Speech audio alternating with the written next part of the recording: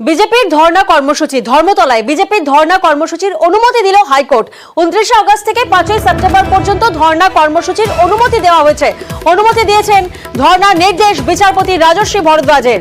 প্রতিনিধি অর্ণব এই মুহূর্তে আমাদের সঙ্গে রয়েছেন। সরাসরি অর্ণবের থেকে একটু জানার চেষ্টা করি। অর্ণব, কোন কোন শর্তে এই ধর্ণা কর্মসূচির অনুমতি হাইকোর্টের?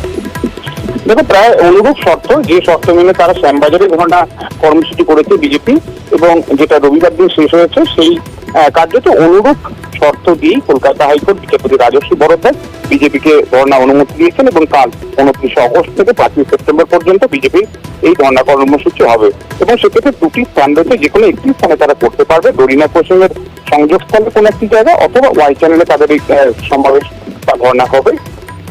1000 জনের বেশি জমায়েত হবে না। 30 ফুট বাই 20 ফুটে মূল মঞ্চ হতে হবে। এর পাশাপাশি কোনো উস্কানিমূলক বা প্রবচনামূলক বক্তব্য রাখা যাবে না। মঞ্চ শেষে রাস্তা সাফ সুতরাং পরিষ্কার করে দিতে হবে এবং নয়েজ পলিউশন যাতে না হয় সেদিকটাও খেয়াল রাখতে হবে এক্ষেত্রে বিজেপিকে।